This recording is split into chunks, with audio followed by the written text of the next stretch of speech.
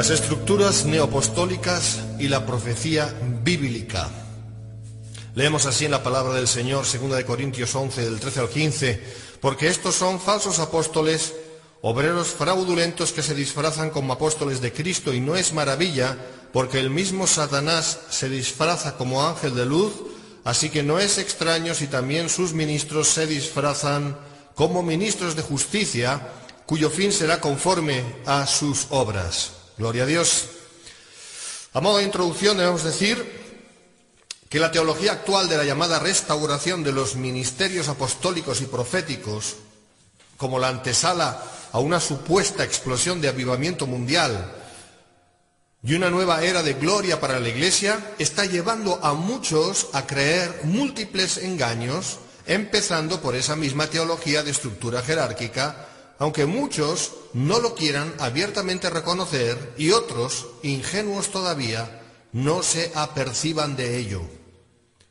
Incidiendo en Efesios capítulo 2, versículo 20, donde el apóstol Pablo habla de los apóstoles y profetas, pero como fundamento sobre el cual, como cristianos, hemos sido edificados, esto es, en referencia a la doctrina y a la revelación bíblicas, es decir, Antiguo y Nuevo Testamento, los postulantes de la teología de la restauración, entiéndase, de apóstoles y profetas, entre comillas, sacando de contexto las palabras de Pablo, pretenden que hoy Dios está haciendo surgir nuevos apóstoles y nuevos profetas que aportarán, cito textualmente, más de Cristo que ha de ser revelado a nuestras vidas y ministerio. Estoy citando ahora a uno de estos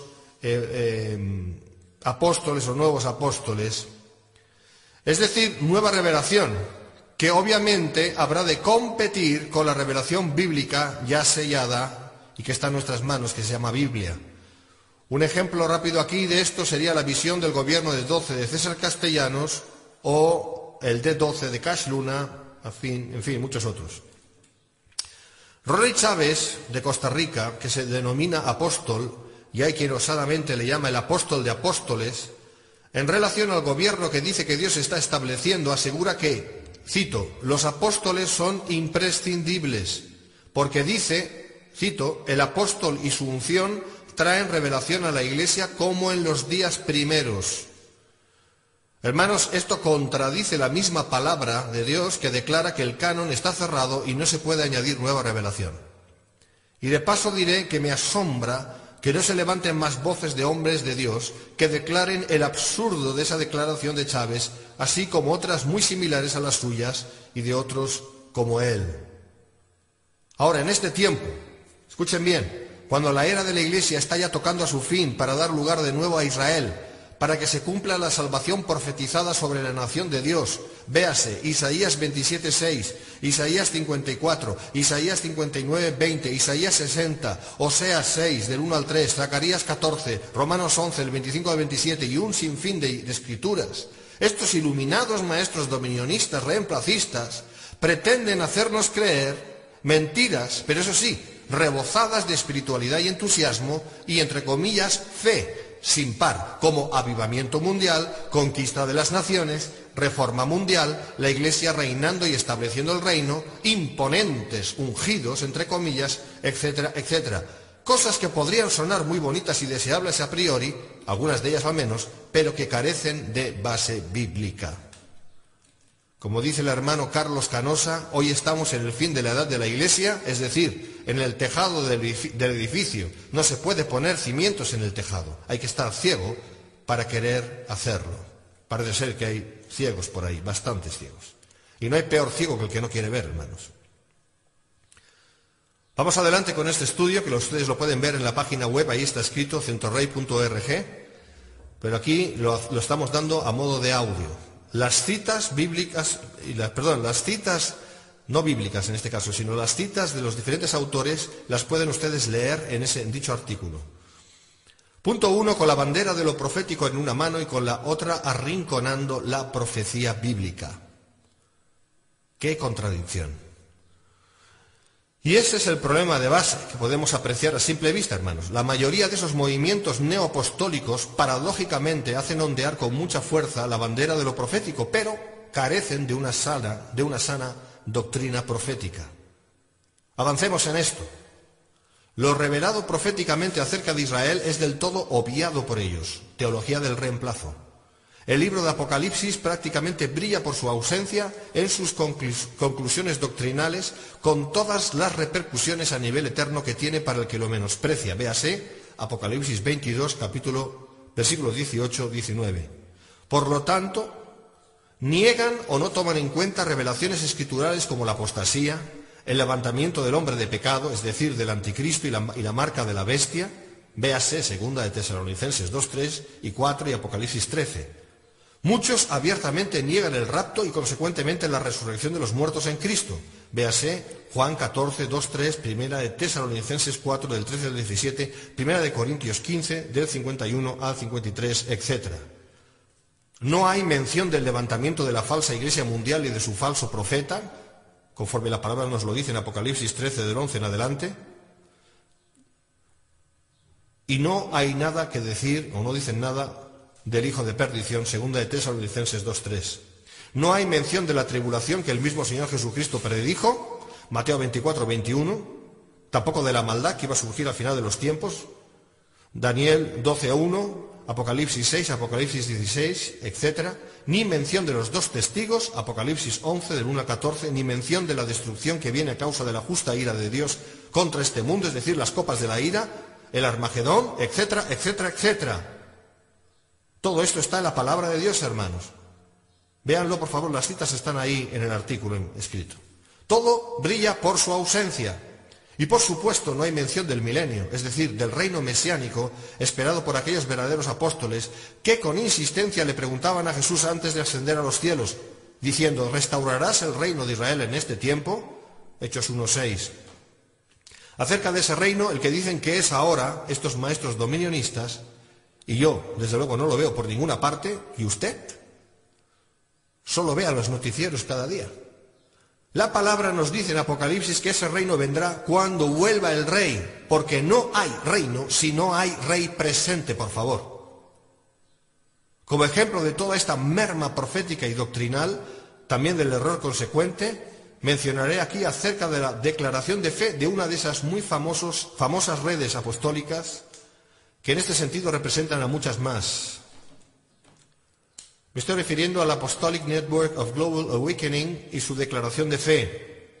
Randy Clark, depositario de la unción de Toronto, llamada así, en inglés Toronto Blessing, y fundador del Apostolic Network of Global Awakening, que sería en español Red Apostólica del Despertar Global, en su declaración de fe de la red aludida, nos dice que estamos en el tiempo del reino sobre esta tierra y que éste será consumado con la venida en gloria de Cristo. Explica que ese reino, el cual aquellos discípulos del libro de Hechos que despedían al maestro no sabían cuándo iba a venir y por eso le preguntaban al respecto, personas que fueron testigos de su vida, por cierto, dice este Clark que fue inaugurado ese reino cuando Jesús fue ungido como Mesías, cuando empezó su ministerio, es decir, unos 3 años antes de ir a la cruz. Pero fíjense, como digo, que los discípulos de Cristo no sabían eso, pero Clark sí lo sabe. Impresionante, estoy impresionado. Esa es una de las cláusulas de su declaración de fe que hay que firmar si se quiere ser miembro de su inspirado ministerio apostólico. Sin ambajes declara como estatuto de fe que hay que aceptar para ser parte de su red apostólica que el reino mesiánico, contradiciendo las palabras de Jesús, véase Hechos capítulo 1, versículo 7, ya vino como resultado de su ministerio y que será consumado, es decir, habrá logrado su propósito final una vez regrese glorioso Cristo. En otras palabras, la Iglesia y no el Padre es la que pone a los enemigos de Cristo por estrado de sus pies, a diferencia de lo que dice el Salmo 110, versículo 1 y el Salmo 2, versículos 7 y 8. Y hasta que no cumpla ese cometido se entiende que Cristo no podrá regresar. Así pues, todo depende de la obra y virtud de esta Iglesia militante en este mundo, en definitiva. Gran mentira, hermanos, gran mentira. Como suma de todo ello, niega el reino milenial que está por venir, por lo tanto niega el reino a Israel y niega la mayor parte del contenido del libro de Apocalipsis, es obvio. O se cree una cosa o se cree la otra, pero las dos a la vez no se puede creer. Por favor, tengan eso bien presente. Es lamentable que se levanten hombres que dicen ser de Dios y que enseñan a miles por todo el mundo y les imponen las manos como hacía el apóstol Pablo con una teología tan falsa bajo el brazo. Por eso ya la palabra nos lo viene advirtiendo desde hace 2000 años que esto iba a ocurrir. Aunque el reino está en la Iglesia y en cada corazón de cada creyente verdadero, el reino, se entiende el reino de Dios, no es la Iglesia ni la Iglesia es el reino. Confundir el reino de Dios invisible que está en la Iglesia, así como en cada miembro de ella, con el reino visible llamado reino mesiánico, Hechos capítulo 1, versículo 6, Apocalipsis 20, que todavía tiene que venir cuando aparezca glorioso el Rey de Reyes, es un más que lamentable error que tendrá consecuencias verdaderas. Hermanos, una cosa que todos estamos de acuerdo es que el diablo es muy tramposo. Todo ello no es cualquier cosa. Todo eso que estamos viendo obedece a una premisa de engaño satánico muy bien pensada. Si los creyentes llegan a aceptar que la Iglesia está ahora estableciendo el reino visible en este mundo y a través de esos nuevos apóstoles y profetas superungidos, está preparando este mundo para que el Señor vuelva y así consumar esta dispensación, entonces todo lo demás va de la mano. Presten atención, por favor. 2 puntos. La guardia está alarmantemente baja y eso se traduce en lo siguiente: casi cualquier manifestación de poder sobrenatural por sistema se le atribuye a Dios.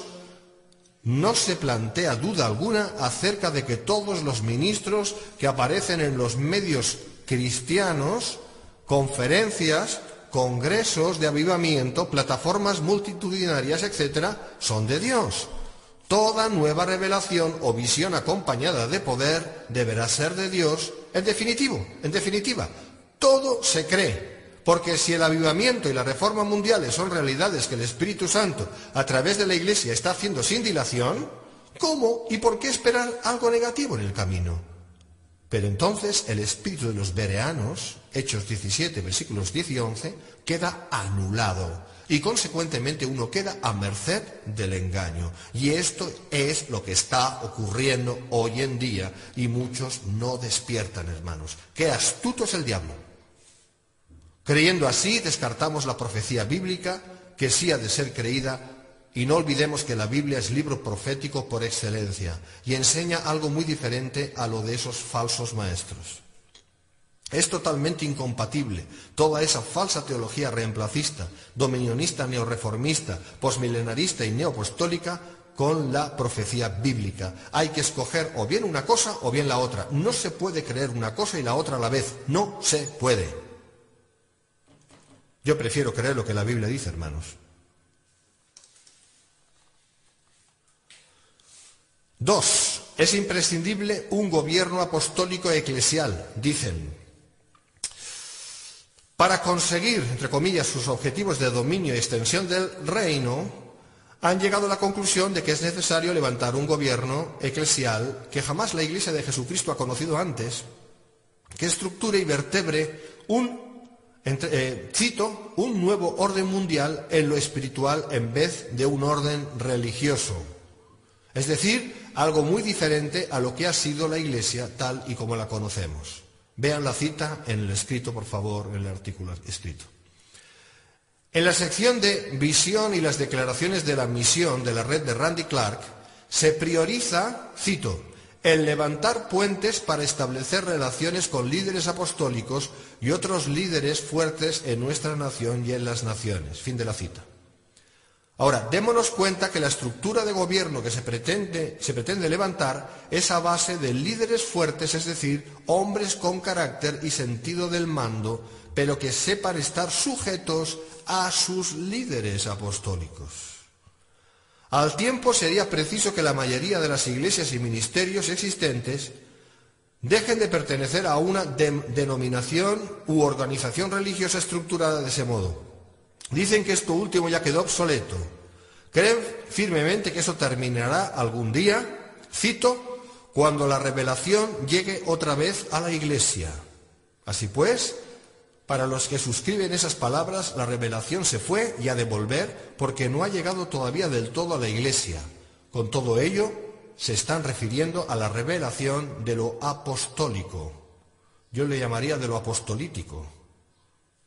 Así que enseñan que es menester un proceso gradual hasta que haya una comprensión generalizada de esa, entre comillas, revelación apostólica.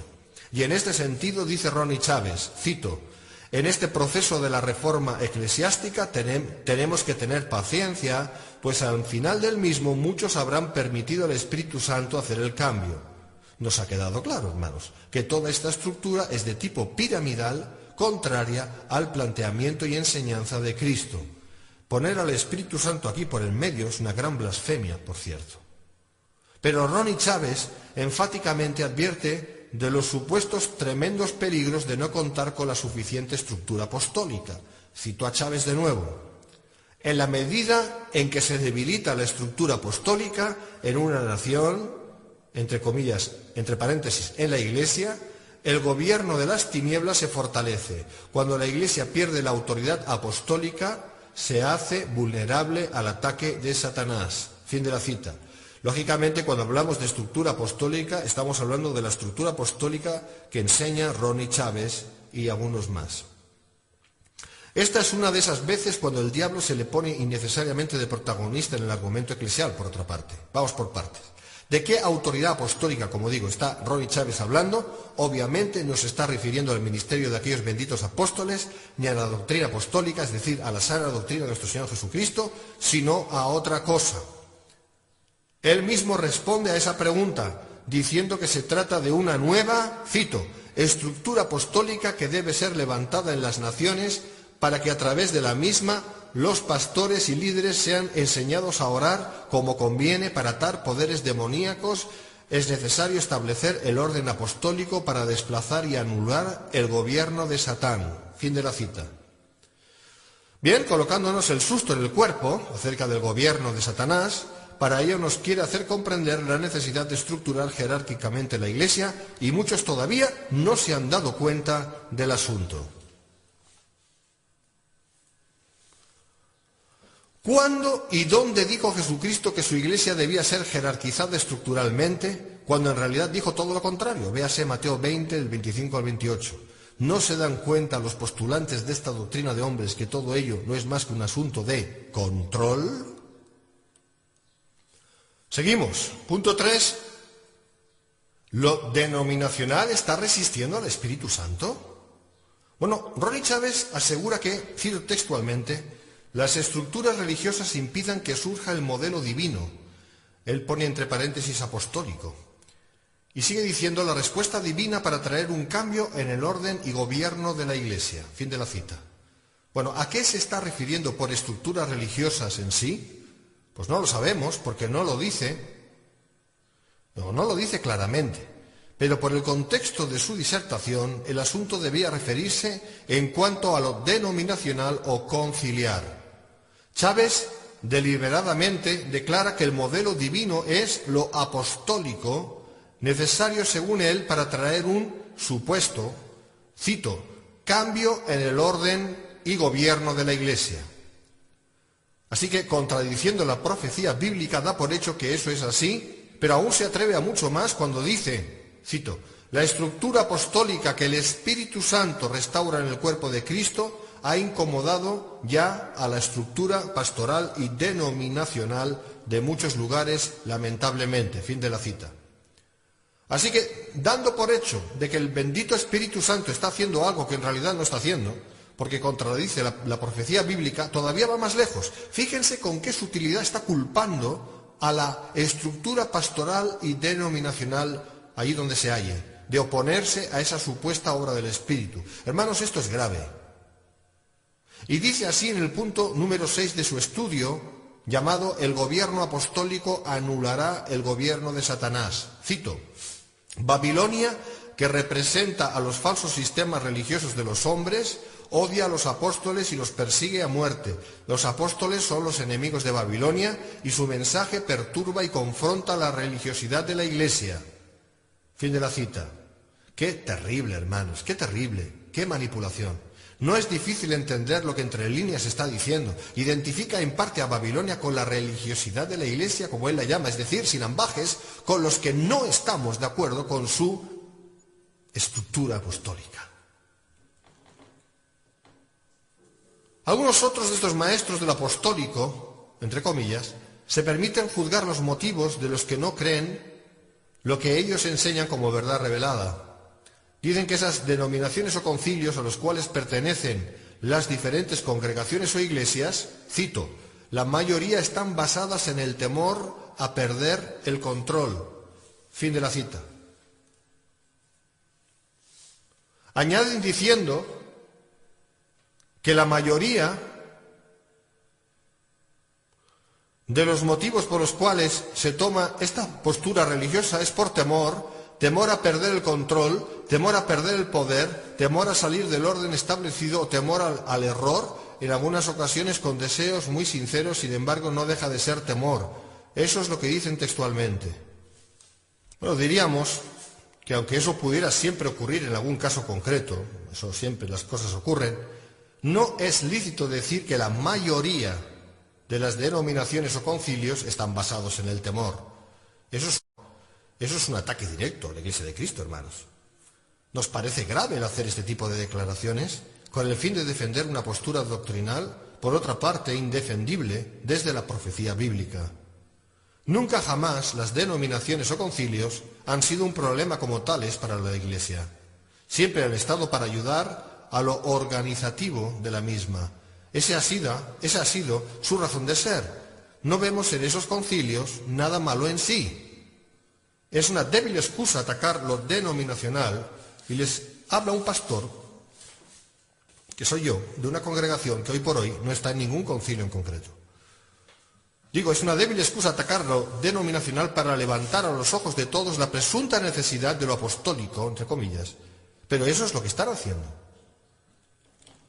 No obstante, insistiendo en ello, no dudan en intentar hacernos ver por años que la Iglesia ha sido cegada para no ver ni entender acerca de la gran bendición de lo apostólico, entre comillas.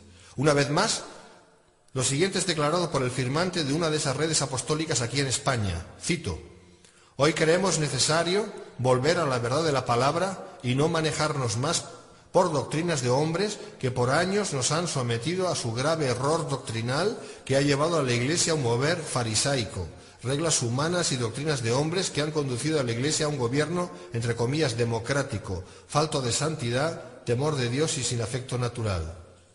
Y yo me hago una pregunta, ¿por quién habla este señor cuando dice todo esto? Ahora, resulta que después de tantos años de estar sometidos a, entre comillas, grave error doctrinal que ha llevado a la Iglesia a un, entre comillas, mover farisaico incluso, etcétera, etcétera, ahora esta ya está preparada para ser librada de todo ese mal gracias a la intervención del ministerio apostólico, entre comillas, que por fin ha sido restaurado. ¿Cómo se puede tener la osadía de decir estas cosas y después de escribirlas no retirarlas inmediatamente de la vista del público? Seguimos. Punto 4. Cuidado, hablamos de autoridad. Pero atención, cuando se enseña acerca del ministerio apostólico, entre comillas, tal y como lo entienden esos maestros dominionistas neorreformistas, se está hablando de un ministerio de autoridad revestido de un manto paternal que espera del presbiterio y del pastor de cada congregación obediencia conforme al orden divino, entre comillas, según su entendimiento. Lo contrario a eso sería un rechazo a la autoridad, falta de humildad, de sujeción y de corrección. ¿No nos quieren hacer sentir culpables, hermanos? Ronnie Chávez dice, los apóstoles tienen diversas medidas de unción y brindan cobertura a ministros e iglesias. Ellos son padres y traen la paternidad de Dios a la iglesia, su protección. Para eso que dice que hacen esos hombres, lo hace y se le debe dejar hacer al Espíritu Santo, quien es el paracletos de la iglesia, de Dios para la iglesia, y no los hombres, conforme Juan 14, 16 y 17. Y estos falsos apóstoles, además, lo que hacen es pedir dinero a cambio. El apóstol Pablo nos da un clarísimo ejemplo de su verdadero ministerio apostólico, que era el de predicar el Evangelio, no donde Cristo ya hubiese sido nombrado, para no edificar sobre fundamento ajeno, Romanos 16, 20, a diferencia de lo que estos falsos profetas y falsos apóstoles hacen. Pablo iba a los lugares donde Cristo no había sido anunciado y predicaba allí. Ese es el mejor ministerio apostólico, mejor llamado misionero. Y los que así hacen, estos son los verdaderos apóstoles, mejor enviados o misioneros. Estos como Pablo, cuando el Señor añade los que han de ser salvos, ya que la salvación es del Señor y no del solo esfuerzo del hombre, se ocupan en ayudar a los recién convertidos, enseñarles, protegerles, etcétera, como hacía Pablo, hasta que alcanza la madurez necesaria para hacer lo propio. Si así se hiciera, en vez de perder el tiempo en zarandajas, antes cumpliríamos con la gran comisión, hermanos. Pero es que teniendo dos cabezas tenemos un doble problema, o un gran problema. Pero volviendo al asunto, si nos damos cuenta, aquí tenemos un problema de base, que es el siguiente. La congregación que está bajo un supuesto ministerio apostólico tiene en realidad dos pastores, uno debajo del otro. El primero sería el pastor propio de la congregación junto con su presbiterio, o como quieran ellos organizarse. Y luego, el segundo sería el apóstol, que como pastor principal en realidad tendría la última palabra en todas las materias importantes. En realidad, el apóstol de esa congregación, el pastor de esa congregación es el apóstol, no el pastor. Con la excusa de que de ese modo se obtiene la necesaria cobertura espiritual, las iglesias bajo ese tipo de estructura ya no son libres, sino dependientes del apóstol, entre comillas. Son dirigidas y gobernadas desde afuera y no desde adentro. Esto contradice abiertamente lo enseñado por la palabra. Véase en el libro de Apocalipsis capítulo 2 y 3, que es el Hijo de Dios el que se dirige al ángel de cada iglesia mencionada, es decir, al responsable o responsables de cada una de esas congregaciones desde adentro.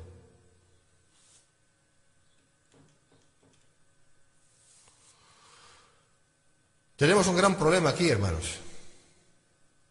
La nueva llamada estructura apostólica automáticamente hace que la Iglesia se transforme en una organización piramidal o similar, porque unos están bajo otros. ¿Y quién os hará estar en el vértice superior?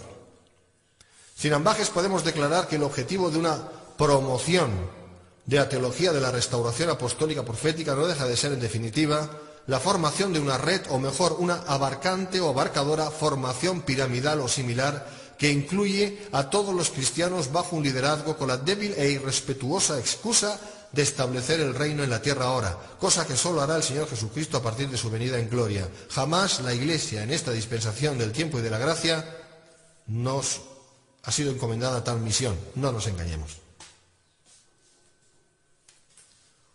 Punto 5. Definir a los nuevos superapóstoles.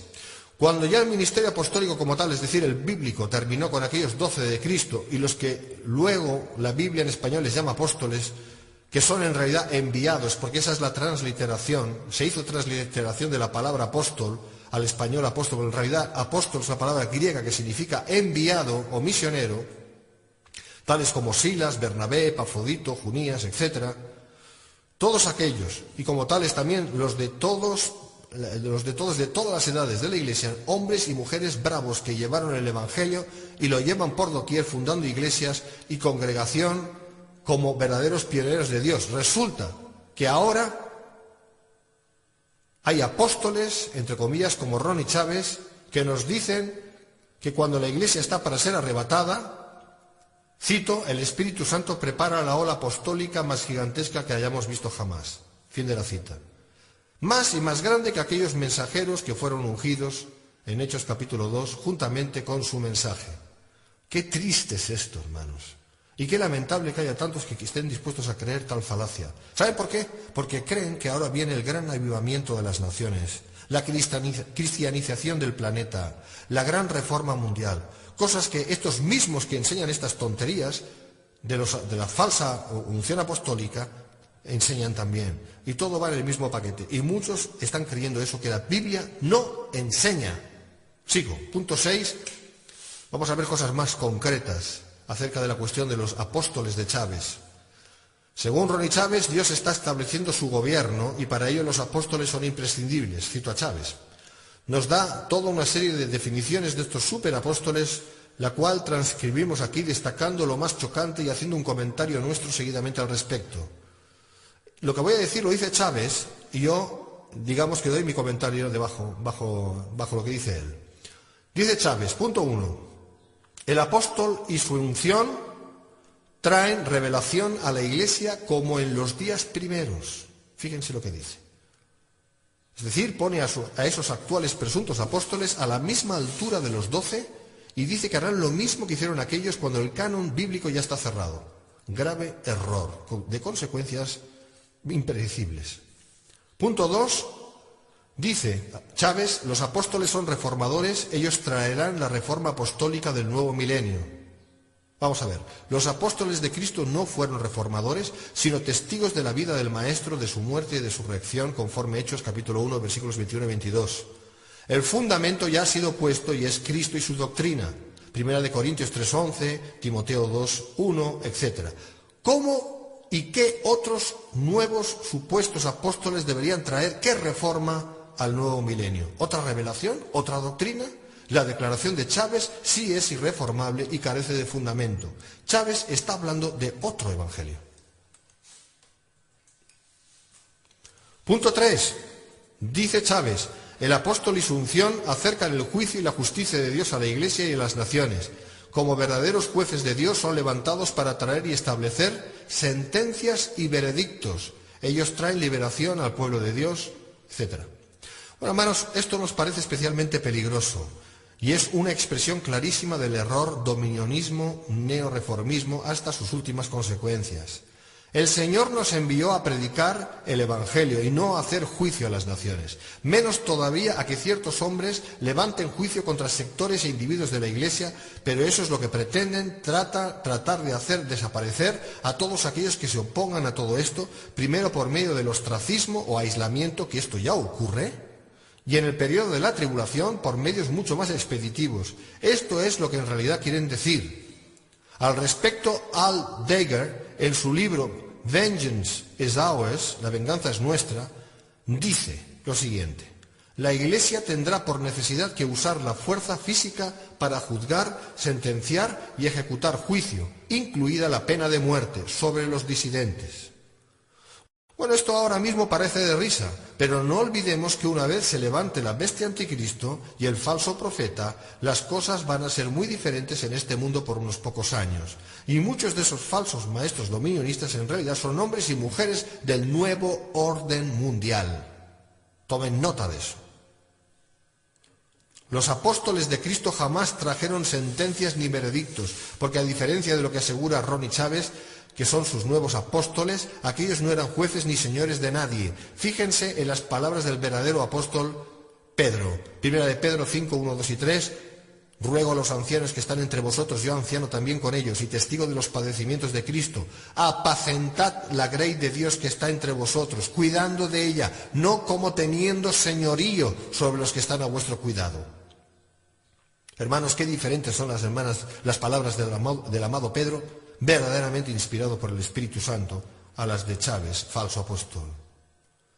Disfrazada de espiritualidad, tal y como muchas veces el diablo sabe aparecer ante los cristianos, veo en gran parte de este mover falso apostólico la intención de levantar una falsa super mega iglesia mundial muy estructurada y definida. Será la mayor y última expresión de la gran ramera que, a modo de la ramera católica medieval, aniquilará a muchos miles de personas en los futuros días de la tribulación.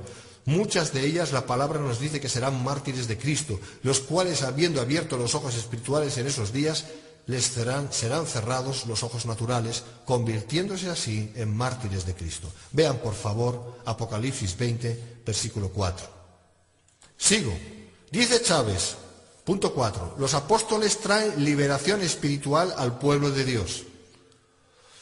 Bueno, todos nosotros creíamos que Cristo es el que trae la liberación espiritual al pueblo de Dios, porque Él es el mediador entre Dios y los hombres. 1 Timoteo 2, 5, 6.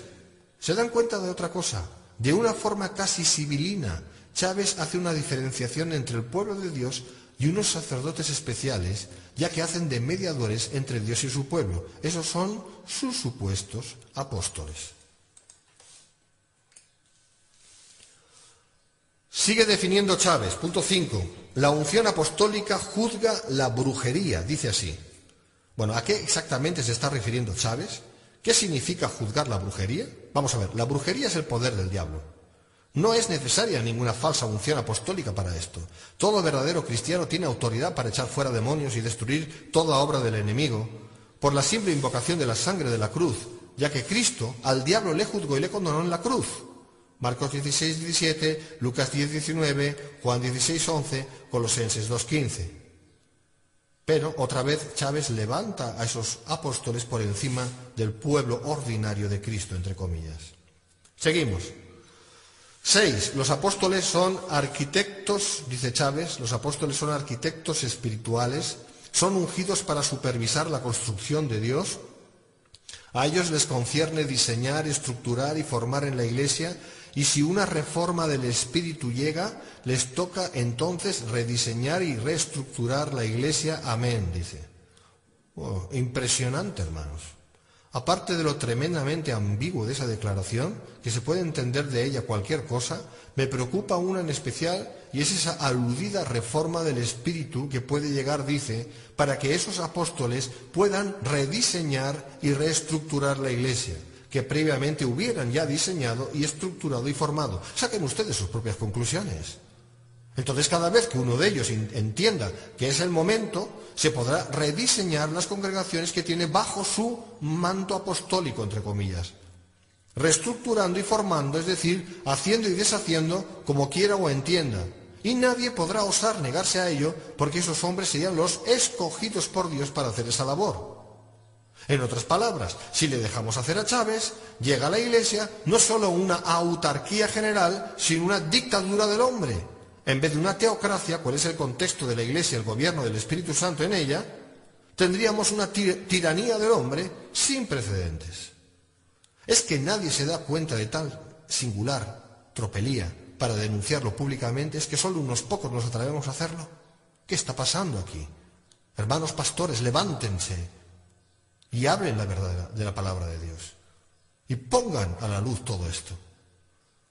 Sigo, según esas premisas, sin paliativos, el gobierno congregacional o de la asamblea y el gobierno del presbiterio o ancianato de las iglesias está a punto de terminar